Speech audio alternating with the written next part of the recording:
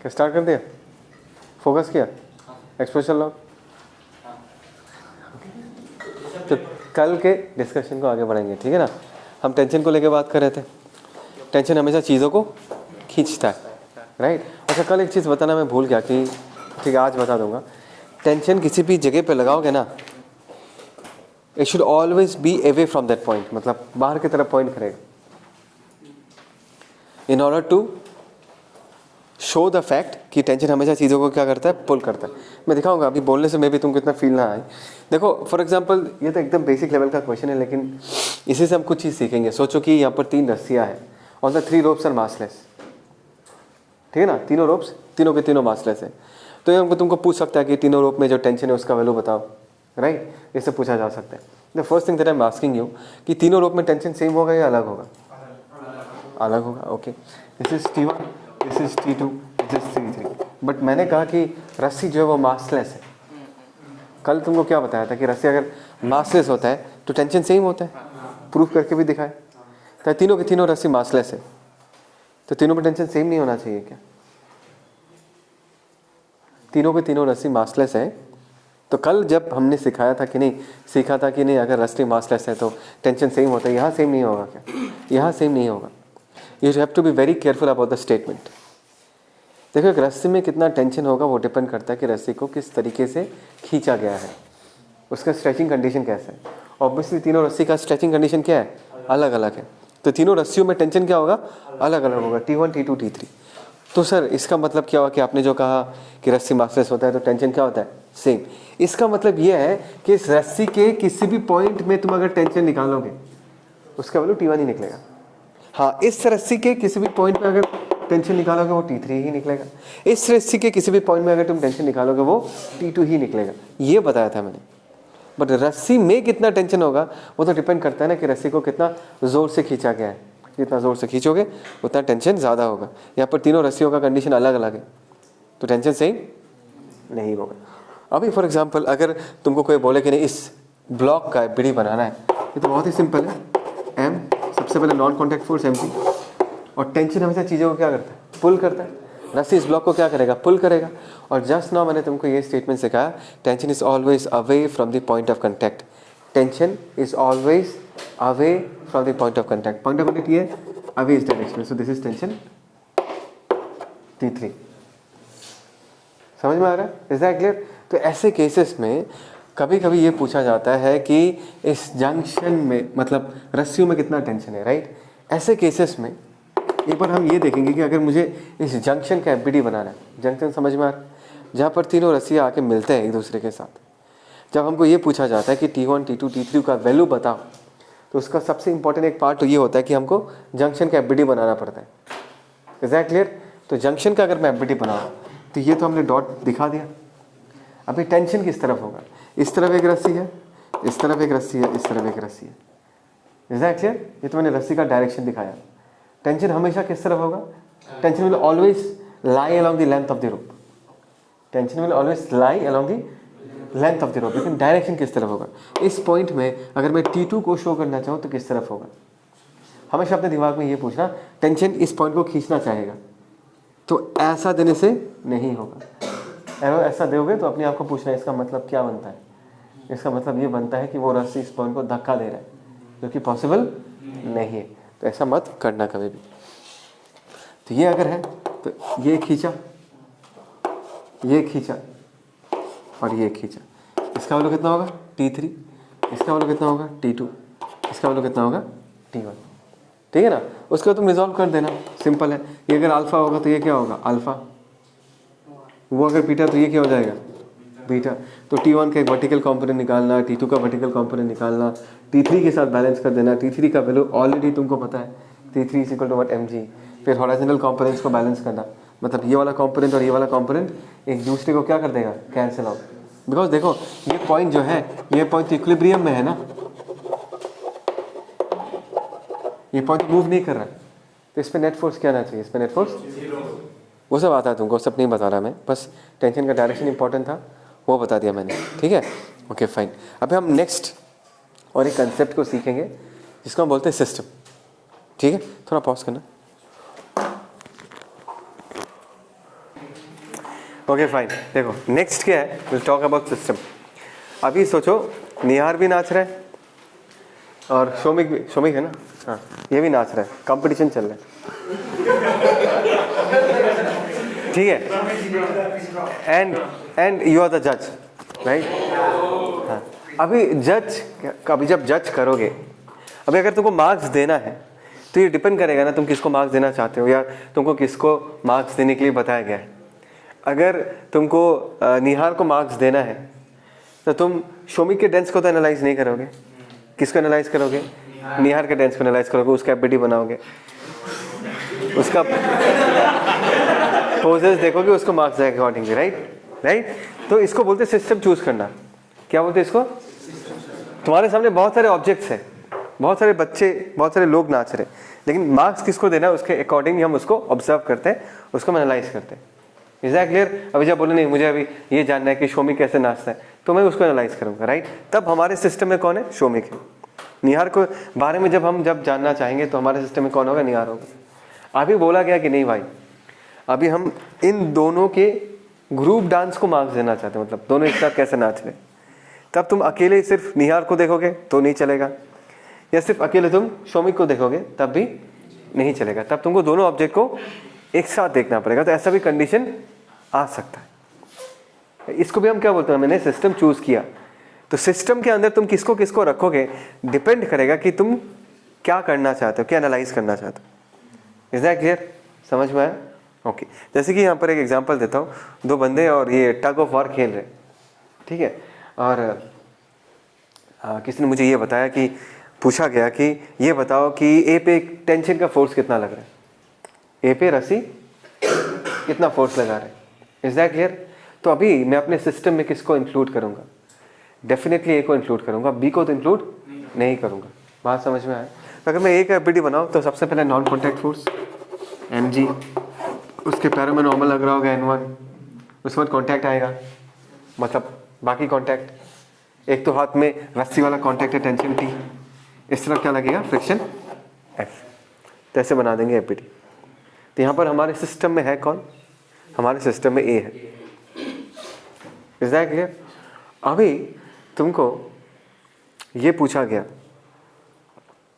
कि दोनों में से कौन जीतेगा, दोनों में से कौन जीतेगा। अभी ऐसे सिनेरियो में जीतता कौन है? रिजल्टेंट मोशन जिस तरफ हो जाता है वो जीत जाता है, रिजल्टेंट मोशन। तो अभी अगर तुमको ये निकालना है तो तुम खाली ए को देखने से नहीं चलेगा या बी को देखने से नहीं चलेगा, तुमको किसको देखना पड़ेगा? A and be taken together. तो ऐसे केस में हम क्या बोलेंगे कि सिस्टम में हमने किनको इंक्लूड किया, या सिस्टम हमने किसको चूज किया? A and be taken together. अभी अगर मैं ए एंड बी दोनों को एक साथ ले लूं,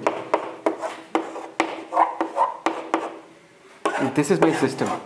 बात को समझो, मैं अभी सब हॉरिजॉन्टल डायरेक्शन के फोर्सेस को दिखा रहा हूं, वर्टिकल शो नहीं कर रहा। Is that clear? ध्यान देना, ये इस पर टेंशन टी लगा रहा होगा, ये इस पर टेंशन टी लगा रहा होगा। बात समझ में? इसके पैरों पे इधर एक फ्रिक्शन लग रहा होगा F1, इसके पैरों पे यहाँ पर एक फ्रिक्शन लग रहा होगा F2। तुमको पता ना कौन जीतता है? जिसके पैरों में फ्रिक्शन ज़्यादा होता है वो रोक पाता है ज़्यादा। Is that clear? तो ऐसे केस में हमको किसको एनालाइज करना? दोनों को एनालाइज करना पड़ेगा, both of them taken together. हमको ये देखना पड़ेगा कि F1 और F2 में से ज़्यादा कौन है। Is that clear? तो अभी सिस्टम 1 को देखो और सिस्टम 2 को देखो। सिस्टम 1 में ये जो T है ना, if I call it as action, इसको अगर मैं एक्शन बुलाता हूँ, इसका रिएक्शन किस पे लग रहा है? रस्सी पे लग रहा है। रस्सी ने हाथ पे टेंशन लगाया तो हाथ भी रस्सी को टी से खींचेगा। क्या वो रोप हमारे चूजन सिस्टम में प्रेजेंट है? नहीं है। मतलब ये बात याद रखना कि forces always exist in pairs. कोई भी force as a single entity exist नहीं कर सकता। तो यहाँ पर अगर एक टी है तो रस्सी पे भी एक टी लग रहा होगा, और हमारे सिस्टम में दोनों भाइयों में से सिर्फ एक ही भाई प्रेजेंट है। ऐसे सिनेरियो में उस फोर्स को हम एक्सटर्नल फोर्स बोलते हैं सिस्टम के लिए। क्या बोलेंगे हम? External force when only one member of the pair is present. So जब हमने ये सिस्टम लिया तो टेंशन बन गया एक्सटर्नल फोर्स। mg भी एक्सटर्नल फोर्स है ना।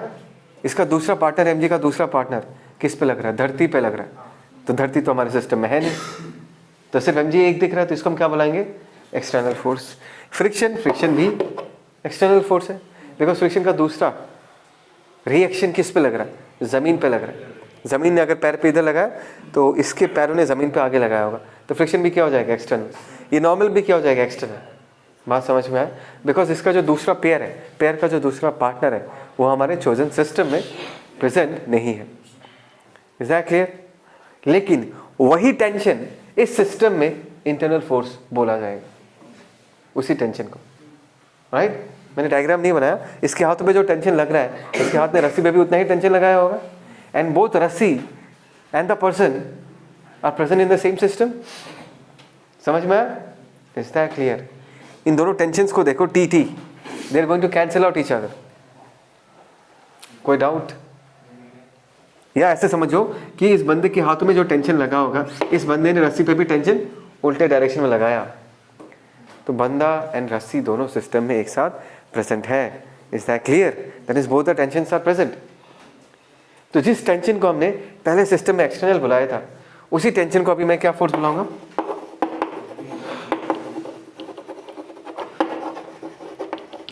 तो कोई फोर्स एक्सटर्नल होगा, स्वामी देव सपना नहीं, कोई फोर्स एक्सटर्नल होगा या कोई फोर्स इंटरनल होगा, वो डिपेंड करता है कि तुमने सिस्टम क्या चूज की।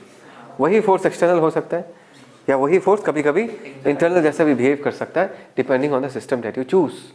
और ध्यान से देखो, अगर फोर्स इंटरनल है तो उसका नेट इफेक्ट जीरो हो जाएगा। मैं ये नहीं कह रहा कि टेंशन टी जो है वो सेम ऑब्जेक्ट पे लग रहा है, सेम ऑब्जेक्ट पे नहीं लग रहा है। एक टेंशन एक बंदे के हाथ में लग रहा है, दूसरा टेंशन रस्सी पे लग रहा है, they are acting on two different object.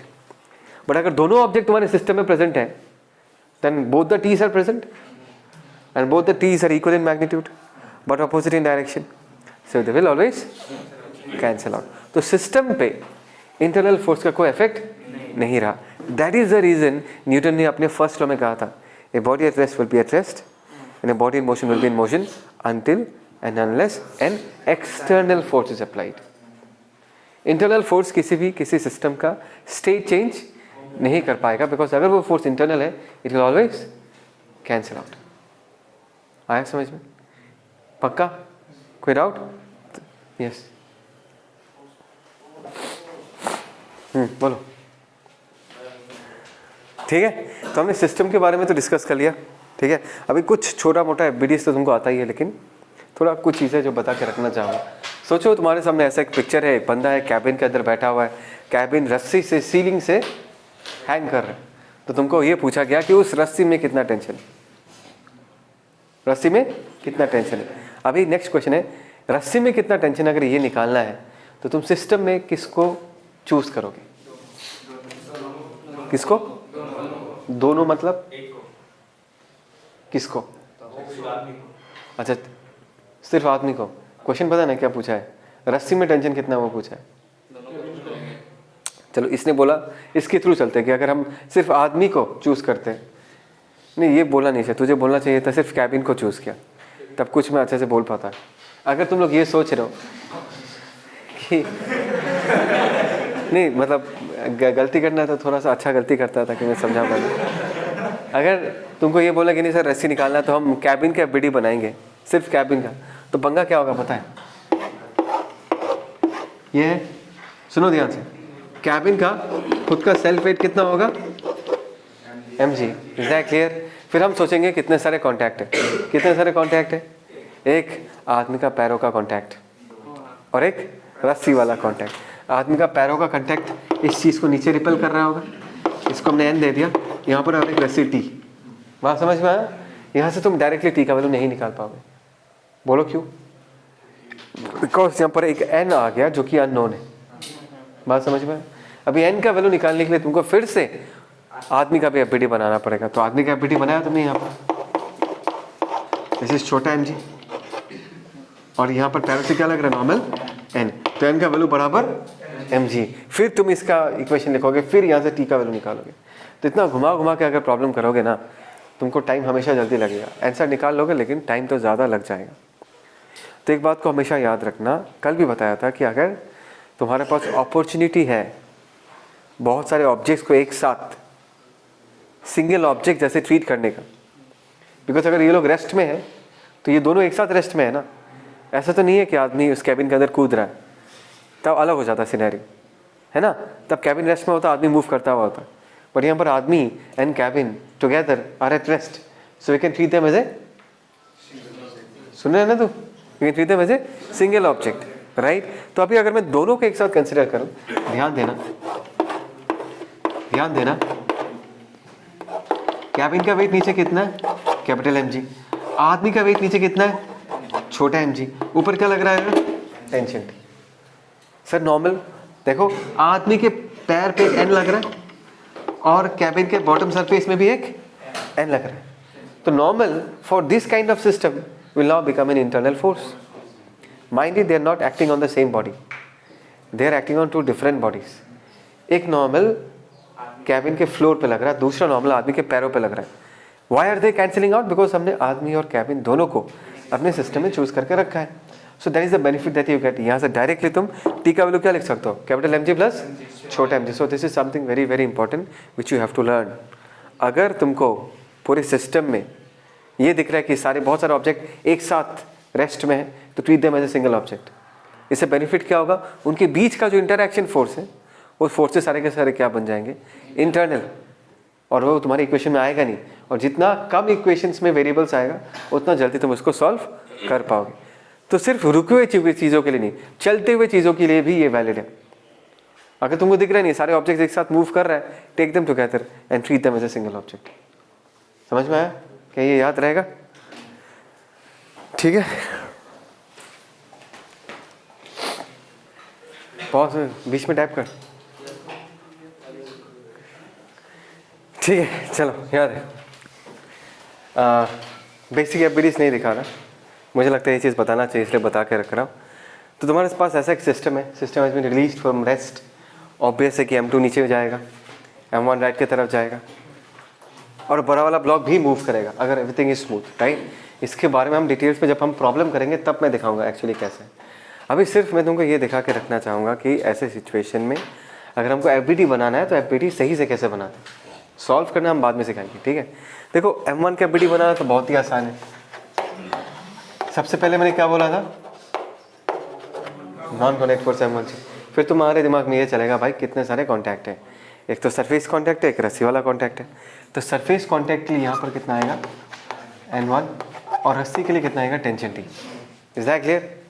Similarly अगर m2 का एफबीटी बनाना है, ये भी सिंपल है, ये तो और भी सिंपल है, दिस इज m2g और ऊपर tension T. Is that clear. लेकिन बोलो मत ये मूव करेगा, तुमको एक्सीलरेशंस लिखना पड़ेगा, इक्वेशंस लिखना पड़ेगा, उन सब चीज़ों में अभी नहीं जा रहा मैं। ठीक हो गया उसका FBT. I am more interested to draw the FBT of capital M, because capital M का जब एफबीटी बनाते हैं ना तो बहुत लोग ये पुली को छोड़ देते। The pulley is fixed with this big block. तो अगर मैं कह रहा हूं कि बड़े वाले एम का एफबीटी बनाना है, उसके साथ तुमको पुली भी अटैच करके कंप्लीट एफबीटी बनाना पड़ेगा। बात समझ में है। अगर बाई चांस मैंने पुली को ड्रॉ नहीं किया तो पुली का रॉड जो इसके साथ कनेक्टेड है वो तो इस ब्लॉक पे कुछ ना कुछ फोर्स लगाएगा, वो फोर्स तो तुमको दिखाना पड़ेगा। समझ में आ रहा है मैं क्या कह रहा हूँ, इज दैट क्लियर। तो आगे से एकदम सिंपली याद रखना कि पुली अगर किसी के साथ फिक्स्ड है, जब तुम उसका एफबीटी बनाओगे तो पुली का भी एक साथ बनाना है, उसको नहीं भूलना कभी भी, याद रहेगा ये चीज़। तो ये पुली को भी एक साथ बनाना है, ठीक है। अभी इसका सेल्फ वेट कितना है, कैपिटल mg। फिर मैं सोचूंगा कितने सारे कॉन्टैक्ट हैं, यहाँ पर एक सरफेस कॉन्टैक्ट है और यहाँ पर दो रस्सी के contacts, because pulley is a part of the bigger block now, right. तो और ज़मीन से एक कॉन्टैक्ट है यहाँ से, तो से this is what n1 sorry n2, because यहाँ पर n1 ले चुका हूँ। ये m1 के पास जो ऊपर n1 है वो किसने लगाया था, बड़े वाले ब्लॉक ने लगाया था ऊपर की तरफ n1, तो ऊपर वाला भी नीचे वाले पे लगाएगा। और टेंशन किधर होगा, देखो जस्ट ट्राई टू अंडरस्टैंड, एक रस्सी इस तरफ है, एक रस्सी इस तरफ है, तो टेंशन कौन सा लाइन के अलॉन्ग लाई करेगा, जिस तरफ रस्सी होता है, जिस तरफ रस्सी होता है उसी तरफ टेंशन लाई करेगा। डायरेक्शन किस तरफ होगा, हमेशा खींचने वाला फोर्स होगा। पुली को क्या कर रहा होगा, खींच रहा होगा, तो यहाँ पर एक टेंशन टी यहाँ पर भी एक टेंशन T। आया समझ में? कोई doubt? So this is the complete FBT. मैं ये दिखाना चाहता था, तुम याद रहेगा ये चीज़। एफपीटी बनाओगे तो पूरी को भी एक साथ बनाना है, ऊपर वाला तो बना ही लोगे तुमने। Is that clear? देखिए इससे बहुत क्लियरली तुमको पता भी चलेगा कि अगर ये बड़ा वाला ब्लॉक मूव करेगा तो किस तरफ मूव करेगा। Can you see the FPT and tell me कि अगर मैं सिस्टम को रिलीज करता हूँ, इट्स वेरी ऑब्वियस कि M2 नीचे जाएगा, M1 आगे बढ़ेगा, एवरीथिंग इज परफेक्टली स्मूथ। बड़ा वाला कैपिटल M किधर जाएगा? Left side. क्या देख के बताया? The resultant force along the horizontal direction is this T only। तो पूरा सिस्टम किधर जाएगा? इस तरफ जाएगा। समझ में आया? तो दैट इज द रीजन पूरी कैपिटी बनाना बहुत ज़रूरी। ठीक है, बस इतना ही। और इसके ऊपर बाकी डिस्कशन जब हम प्रॉब्लम करेंगे, प्रॉब्लम के साथ साथ समझाऊंगा। ठीक है, इतना काफ़ी है। Let's talk about momentum. Momentum सबको पता है, मास इनटू वेलोसिटी। ये किसी बॉडी का इम्पैक्ट करने का कैपेसिटी रिप्रेजेंट करता है। मेरे हाथ में एक बुलेट है, इसके ऊपर फेंको तो मरेगा क्या ये? राइट, बिकॉज उसका इम्पैक्ट कम है। बुलेट है, मास बहुत कम है, राइट। और इस केस में क्या है? वेलोसिटी बहुत कम था। लेकिन उसी बुलेट को अगर मैं गन में डाल के इसको शूट करूँ तो 2 दिन को हॉलीडे मिलेगा या नहीं मिलेगा? मिलेगा ना।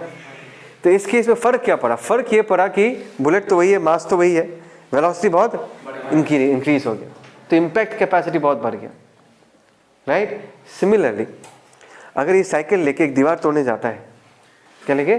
साइकिल लेके 5 मीटर पर सेकेंड से फुल स्पीड से दीवार की तरफ गया, दीवार तोड़ना है, तोड़ पाएगा ये? नहीं। लेकिन यही अगर एक ट्रक को लेके जाता है, लेकिन स्पीड वही है 5 मीटर पर सेकेंड, तब थोड़ा बहुत तो टूटेगा ही ना। तो सेकंड केस में इम्पैक्ट क्या ज़्यादा है? क्यों? बिकॉज सेकंड केस में इवन तो दोनों केसेस में वेलोसिटी सेम था, साइकिल को भी 5 से भगा रहा था, ट्रक को भी 5 से ही भगा रहा था, लेकिन ट्रक बड़ा है, उसका मास ज़्यादा है, तो उसका इम्पैक्ट करने का कैपेसिटी क्या ज़्यादा है। तो मोमेंटम क्या है? वही चीज़ को रिप्रेजेंट करता है। कैपेसिटी किसी बॉडी का कितना इम्पैक्ट करने का कैपेसिटी है, तो इसको हमने डिफाइन कैसे किया? मास और वेलोसिटी दोनों पे डिपेंडेंट है, तो m into v। Is that clear? But भूलो मत, momentum is a vector quantity because velocity involve है, तो इसलिए हम p वेक्टर लिखते हैं। p vector is equal to what? m v vector. अभी एक बात बताओ, अभी इस वॉल पे एक बॉल आ रहा है, u वेलोसिटी से स्ट्राइक करता है, let's hope so it's a perfectly elastic collision, और जब वो रिबाउंड करता है तो फिर से u वेलोसिटी से ही रिबाउंड करता है। Can you tell me the change in momentum in this case? 2m। बहुत लोग इसको 0 बोल देते हैं, mu माइनस mu 0 बोल देते हैं। mu माइनस mu होगा क्या? You need to put the values along with sign. So final momentum क्या होगा? Because मैंने लेफ्ट को नेगेटिव माना है, minus final momentum minus initial momentum. Initial momentum होगा प्लस m, क्योंकि ये किस तरफ पॉइंट कर रहा है? राइट की तरफ। This is twice m। बात समझ में आया? तो ये चीज़ तुमको याद रखना है, right. Newton second law, F equal to dp by dt, rate of change of momentum. ये जो मोमेंटम हमने सीखा है, देखा है, समझा है, ये मोमेंटम कितना जल्दी चेंज होता है उस पर डिपेंड करेगा कि फोर्स कितना लगेगा। सोचो कि मैंने न्यूयॉर्क को बिल्डिंग से नीचे फेंक दिया, नीचे सीमेंटेड फ्लोर है, ठीक है। अगर एक साइड से गिरता है जस्ट बिफोर स्ट्राइकिंग, उसका मोमेंटम क्या होगा? m into root over of 2gh। Strike करने के बाद as because it is cemented, let us assume कि इमीडिएटली रेस्ट में आ जाएगा। Final velocity 0, final velocity 0। Is that clear? That means वो जो मोमेंटम चेंज हुआ, that has happened within a very short period of time, धप करके गिरेगा और momentum instantly 0, right. So that change in momentum has happened within a very short period of time. और ये मरेगा ना, मरने का मतलब उस पर चोट बहुत ज़्यादा लगा, फोर्स बहुत ज़्यादा लगा होगा, right. That means force depends कि मोमेंटम कितना फास्ट चेंज हो रहा है। क्योंकि देखो जब मैंने इसको गिराया, ध्यान देना, उसका मोमेंटम चेंज कितना हुआ? m into root over of 2gh। अभी फिर से उसको नीचे गिराता हूँ, लेकिन इस बार सीमेंटेड फ्लोर नहीं है, there is a pile of sand, construction चल रहा है, तो there is a huge pile of sand जो कि नीचे रखा हुआ है। इस बार जब वो गिरेगा, इस बार वो सैंड पे गिर रहा है, करेक्ट। जस्ट बिफोर स्ट्राइकिंग उसका वेलोसिटी कितना है? Root over of 2gh। Momentum कितना है? m into root over of 2gh। Finally उसका मोमेंटम क्या होगा? 0। लेकिन अगर सैंड पे गिरेगा तो हाथ पैर टूटेगा, मरेगा नहीं। क्यों? चोट कम लगा होगा, चोट मतलब फोर्स फिजिक्स में, फोर्स क्यों कम लगा? इस केस में भी मोमेंटम तो उतना ही चेंज हुआ, because that change in momentum has happened over a short longer period of time, right? So force is inversely proportional to time, जितना ज़्यादा टाइम लगेगा फोर्स उतना कम लगेगा। दैट इज द रीज़न जब लेदर बॉल को catch करते हैं सारे प्लेयर लोग अपना हाथ को क्या करते हैं, पीछे ड्रैग करते हैं। तुम लोगों ने भी एक्सपीरियंस किया होगा, फ्लैट पकड़ लोगे तो बहुत चोट लगता है, ड्रैग करके करोगे तो आराम आराम से तुम उसका मोमेंटम चेंज करा रहे हो, तो फोर्स क्या लगेगा, कम लगेगा। और डेफिनेटली मोमेंटम चेंज पे तो डिपेंड करेगा ही, राइट? एक फुटबॉल को किक करके तुमको अगर 5 मीटर पर सेकंड से भेजना है, तब तुमको जितना फोर्स अप्लाई करना पड़ेगा, उसी फुटबॉल को अगर तुमको 10 मीटर पर सेकंड से शूट करना है तो ऑब्वियसली तुमको ज़्यादा फोर्स लगाना पड़ेगा। तो ज़्यादा मोमेंटम चेंज मतलब ज़्यादा force. Is that clear? So that is the reason Newton second law में हम फोर्स को क्या बोलते हैं, rate of change of momentum. Is that clear? dp/dt। कोई डाउट? जो F = ma है, ये इसका छोटा भाई है, this is the parent equation. F = ma is a corollary. Corollary समझ में आता है? 9-10 में नहीं पड़ेगा कोरोलरी, क्या उसका मतलब क्या है? हाँ, कुछ केस है, मतलब सब केस, सबसेट। कैसे? F = dp/dt। F को हम क्या लिख सकते हैं, dt ऑफ P को क्या लिख सकते हैं, m × v वेक्टर। अगर मास कांस्टेंट है, कंडीशन अप्लाइड, अगर मास कांस्टेंट है तो मास को बाहर रख देंगे एंड dt ऑफ v क्या आ जाएगा, a। तो F vector is equal to what, m × a vector. बात समझ में आया? तो F = ma तुम हमेशा यूज नहीं कर पाओगे। रॉकेट ऊपर जा रहा है, उसमें F = ma यूज नहीं कर पाओगे, बिकॉज रॉकेट के अंदर फ्यूल होता है, उसका मास फ्यूल के कारण होता है। फ्यूल बर्न करके अगर कंटिन्यूसली निकलता जाए तो रॉकेट का मास कंटिन्यूसली चेंज होता जाएगा, तो तुम ये वाला डिफरेंशिएशन अप्लाई नहीं कर पाओगे। तो F = ma को इसीलिए मैंने कोरोलरी बोला, सबसेट, सब केस है, अगर मास कांस्टेंट है तो। Is that clear? पक्का? ओके, सो ये हो गया तुम्हारा मोमेंटम के बारे में जितना कुछ मुझे बताना था और जितना तुमको जानना चाहिए। बाकी सारा नॉलेज प्रॉब्लम सॉल्विंग से ही आएगा, राइट? ओके, अभी चलो इस क्वेश्चन को करते हैं। अभी हम थोड़ा प्रॉब्लम सॉल्विंग पे जा रहे हैं। ये केस डिस्कस कर चुके हैं, इसके एफबीडी कैसे बनाते हैं। तुमको यहाँ पर पूछा गया कि हर एक रस्सी में कितना टेंशन है वो बताना है। Is that clear? पॉज करना, कॉपी। Okay fine. हाँ, ये ऑलरेडी डिस्कस कर चुका हूँ, फिर से और एक बार। बहुत सारे रोप से सब में टेंशन पूछा गया, सुन रहे हो ना? बहुत सारे रोप से सब में टेंशन पूछा गया, तो तुम कहाँ से चालू करोगे? सबसे पहले ये समझ लो कि इसका टेंशन T1 मान लो, इसका T2 मान लो, इसका T3 मान लो, इसका T4 मान लो, इसका T5 मान लो। Is that clear? सबका स्ट्रेचिंग कंडीशन अलग अलग है। अगर सिमेट्रिकल कंडीशन है, सिमेट्रिकल मतलब दोनों तरफ से दो रस्सी आ रहा है, सोचो ऐसे दोनों वर्टिकल वाल के साथ सेम एंगल बना रहे हैं, तब दोनों रस्सी का टेंशन क्या ले लोगे? Same. Not because they are massless, but they are being stretched in the same manner exactly. इसमें तो ऐसा एक भी केस नहीं है। तो सबसे पहले हम नीचे वाले ब्लॉक से चालू करेंगे, बिकॉज यहाँ से T4 का वैल्यू डायरेक्टली पता चल जाएगा। तो अगर हम 10 kg का बनाए,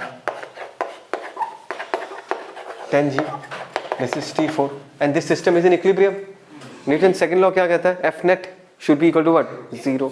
इसको हम अप्लाई कैसे करेंगे? नीचे वाला पार्टी ऊपर वाले पार्टी को क्या कर देगा? Cancel out. तो ऐसे करके हमसे लिखना है T4 is equal to what? 10G। अभी हमेशा ऐसे प्रॉब्लम को सॉल्व करना है तो जंक्शन का एफबीडी बनाना। किसका? जंक्शन का। जंक्शन वो जगह है जहाँ पर सारे रोप्स आके मिलते हैं, ये एक दूसरा जंक्शन है। Is that clear? अभी सबसे पहले जंक्शन 1 का एफबीडी बनाते हैं। इफ दिस इज जंक्शन 1, इस तरफ एक रस्सी है, इस तरफ एक रस्सी है, इस तरफ एक रस्सी है, और हर एक रस्सी इस पॉइंट को क्या कर रहा होगा? खींच रहा होगा, पुल कर रहा होगा। तो T4 इसको नीचे की तरफ पुल कर रहा होगा, है ना?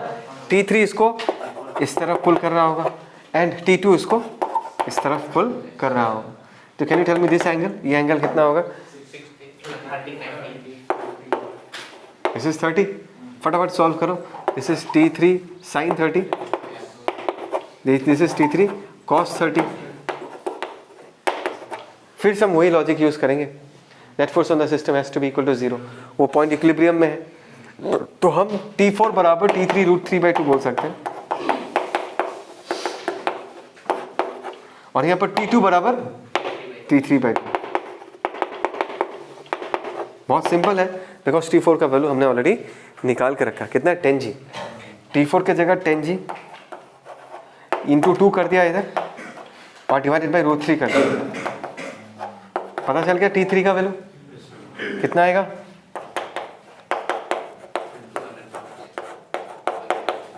है ना। T3 का वैल्यू पता चल गया तो T2 का भी वैल्यू पता चल गया, दैट इज हो गया। ऐसे करके करना ये प्रॉब्लम।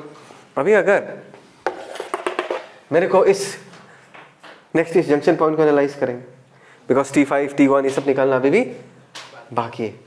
Is that clear? इस जंक्शन पॉइंट का बनाए तो ऐसा, इस तरफ एक रस्सी है, इस तरफ एक रस्सी, इस तरफ एक रस्सी है ना, सारा रस्सी खींच रहा होगा तो T3 का इस तरफ होगा, किसी को कोई डाउट? खींच रहा होगा तो T5 भी इसको खींच रहा होगा और T1 भी इस तरफ खींच रहा होगा, this is T1। Is that clear? ये एंगल कितना होगा 60, है ना। अरे बोलो ना, T5 cos 60 कितना होगा T5/2, T5 sin 60 कितना होगा T5 √3/2 and we shall repeat the same drill, right. ऊपर और नीचे हम लोग क्या, ओके T3 को भी रिजॉल्व करना है ना। ये कितना होगा 30 होगा तो ये कितना होगा T3 cos 30 √3/2 और इस तरफ और एक फोर्स आ जाएगा and that is T3 sin 30 that is T3/2। तो इक्वेशंस अगर हम लिखे, ये वाला पार्टी इस वाले पार्टी को क्या कर देगा, कैंसिल आउट। तो हम लिखेंगे T3/2 plus T1 that is equal to T5 √3/2। Is that clear? यहाँ पर हमने T2 का वैल्यू निकाल के रखा है, T3 का वैल्यू निकाल के रखा है, T4 का वैल्यू निकाल के रखा है, सॉरी T4 का वैल्यू यहाँ निकाल के रखा है। ठीक है, एक तो इक्वेशन ये हो गया। दूसरा इक्वेशन हम इन दोनों को इक्वेट कर सकते हैं। ऊपर की तरफ कितना है T5/2 that is equal to T3 √3/2, 2 gets cancelled. T5 का वैल्यू हम क्या लिख सकते हैं, T3 की जगह हम लोग लिख सकते हैं 20G/√3, तो यहाँ पर हम लिख सकते हैं 20G। T5 का वैल्यू 20G पता चल गया, T3 का वैल्यू पहले से पता है 20G/√3, T5 का वैल्यू पता है तो यहाँ से हम T1 का वैल्यू निकाल सकते हैं। मैं नहीं कर रहा, ऐसे वीडियो लंबा हो जाएगा। Is that clear? तो ऐसे करके करना है ये प्रॉब्लम, फाइन।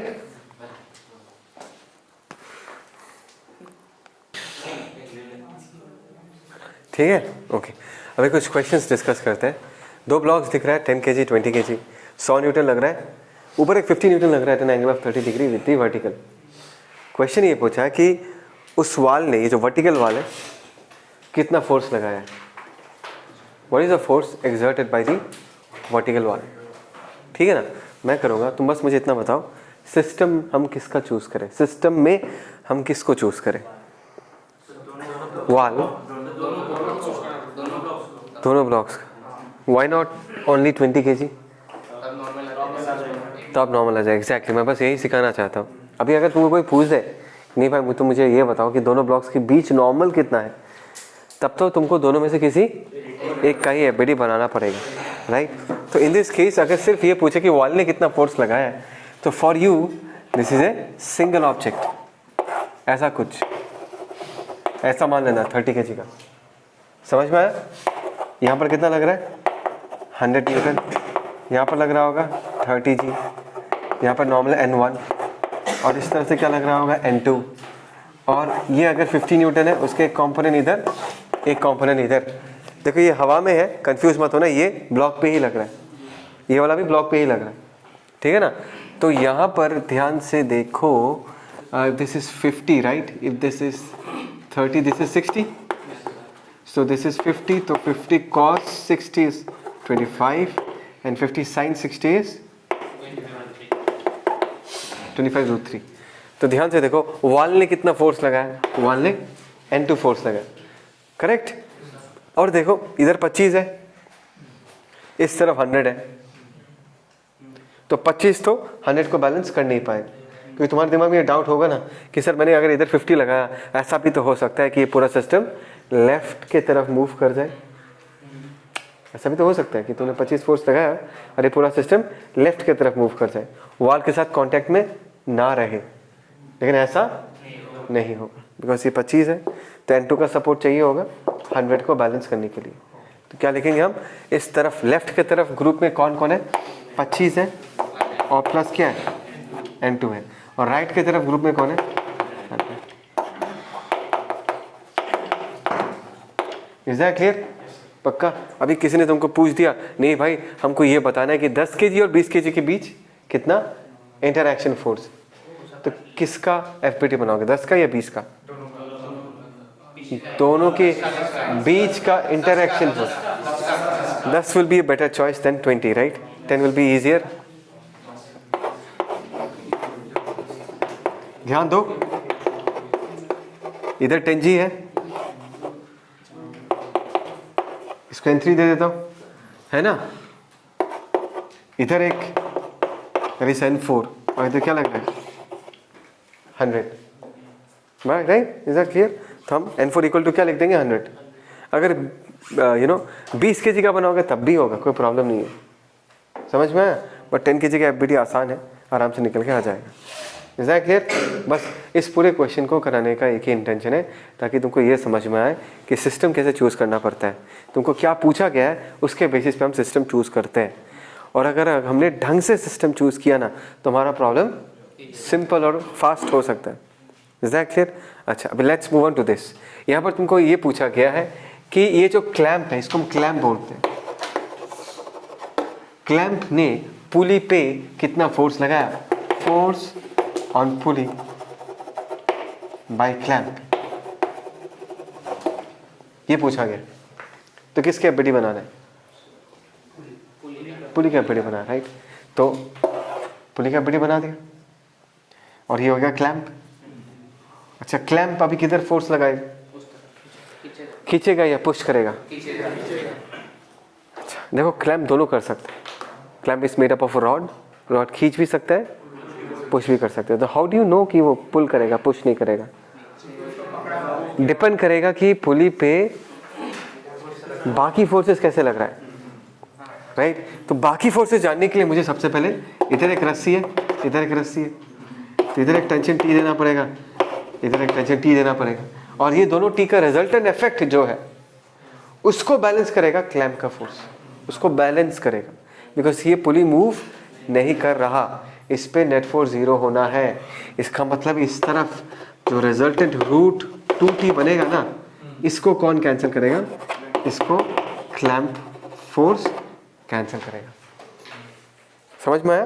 तो clamp force in this case क्या होगा, clamp force in this case is root 2T, and I think so आपको अब तक तुमको समझ में आ चुका है कि T का वैल्यू हम बराबर क्या लिख सकते हैं, mg लिख सकते हैं। In this case that is root 2 mg। Is that clear? समझ में आया? तो ऐसे क्वेश्चन कैसे करना है, इसको देखो, 2 kg वहाँ पर एक छोटा सा मास m हैंग कर रहा है, पूछा है कि छोटा m का वैल्यू कितना होना पड़ेगा so that the system is in equilibrium. कैसे करें इसको, छोटे m का वैल्यू कितना होना पड़ेगा so that the system is in equilibrium, कैसे करें? ओके, चलो इसने सही बोला, मैं यही सुनना चाहता था कि कोई ऐसा कुछ बोले। देखो दोनों रस्सी में अलग अलग टेंशन है, करेक्ट? ओके, पहले तुम इसका FBT बनाओगे, 2G लिखोगे, T1 लिखोगे, T1 का वैल्यू पता चलेगा, T1 का वैल्यू पता चला, फिर 2 kg का FBT बनाना पड़ेगा, 2G sin 30, T1 T2 सब लिखना पड़ेगा, वहाँ से T2 का वैल्यू पता चलेगा, T2 का वैल्यू पता चलेगा, उसके बाद जाके M का वैल्यू पता चलेगा। मतलब इस बेसिकली 2 स्टेप प्रोसेस। अभी मैं तुमको ऐसे क्वेश्चंस को करने का एक सिंगल लाइन में इस पूरे क्वेश्चन को सॉल्व कर सकते हैं, ठीक है? सिंगल लाइन में बेसिकली तुमको ये एनालाइज करना है, डेफिनेटली ये सिस्टम मूव नहीं कर रहा, लेकिन सिस्टम को मूव करवाने का कैपेसिटी कौन से फोर्सेस के पास है उसको एक बार एनालाइज करो। एक तो ये राइट की तरफ सिस्टम को, इस पूरे सिस्टम को राइट की तरफ, राइट नहीं बोलता, मतलब डाउनवर्ड डायरेक्शन में मूव करवाने का कोशिश कर रहा है। इसके पास क्या है, 2G, इसके पास भी है सिस्टम को मूव करवाने का कैपेसिटी। और ये अगर 2G है तो 2G का जो ये साइन वाला कंपोनेंट होगा उसके पास कैपेसिटी है सिस्टम को मूव करवाने का, बिकॉज 2G का जो कॉस वाला कंपोनेंट है वो इस ब्लॉक के मूवमेंट के परपेंडिकुलर है। 2G का जो ये कॉस वाला कंपोनेंट होगा, 2G कॉस 30, ध्यान से देखो, ये वाला फोर्स जो है ब्लॉक मूव करेगा तो इस तरफ मूव कर, मतलब मूव तो नहीं करेगा, अगर करता तो इंक्लाइन प्लेन के अलोंग होता है ना, और ये फोर्स जो है वो इंक्लाइन प्लेन के परपेंडिकुलर है, और हमको पता है कि अगर दो वेक्टर्स एक दूसरे से 90 डिग्री में होता है, एक वेक्टर दूसरे वेक्टर के मूवमेंट को अफेक्ट नहीं कर सकता। तो अभी अगर मैं ये देखूं कि नहीं, सिस्टम को डिस्टर्ब करने का कैपेसिटी किसके पास है, that is 2g sin 30। Is that clear?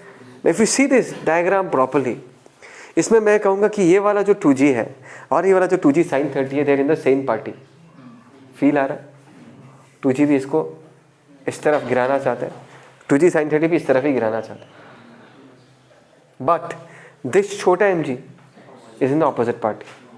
उसको राइट की तरफ, इस तरफ टिल्ट करवाना चाहता है, खींच के इस तरफ लेके जाना चाहता है, बट ये मूव करता है क्या? तो इस तरफ का पुल और इस तरफ का pull should cancel out each other. समझ में है? तो यहाँ पर हम क्या लिखेंगे, 2g प्लस 2g sin 30, ये एक पार्टी है, दूसरी तरफ पार्टी क्या है, mg, and they should be equal. हो गया सॉल्व? आया समझ में? ये सैम का वैल्यू पता चल जाएगा।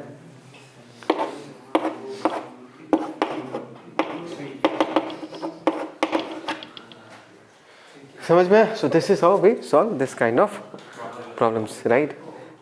बिकॉज मैंने हमेशा कहा है, इसका प्रॉब्लम क्या था, इसके सॉल्यूशन से भी निकल जाएगा आंसर, बिकॉज उसने सिस्टम ढंग से चूज नहीं किया। मैंने यहाँ पर पूरे को सिस्टम चूज किया, मैंने तुमको बताया नहीं, I have taken this as a complete system, कि इधर ये टेंशन मैंने ड्रॉ किया ही नहीं। उसका स्टेप लंबा इसलिए हो रहा था बिकॉज बार बार टेंशन आ रहा था जो अननोन था। एक बार इसको बनाया, फिर से T1 अननोन हो गया, T1 निकाला, इसका सिस्टम बनाया, फिर से T2 अननोन हो गया, इसलिए लंबा हो रहा था। बट यहाँ पर हमने देखा कि ये सिस्टम अगर मूव नहीं कर रहा, so we can treat the entire system as a single object.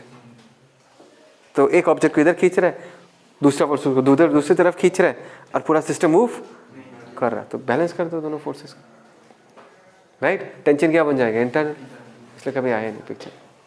Is that clear? समझ में?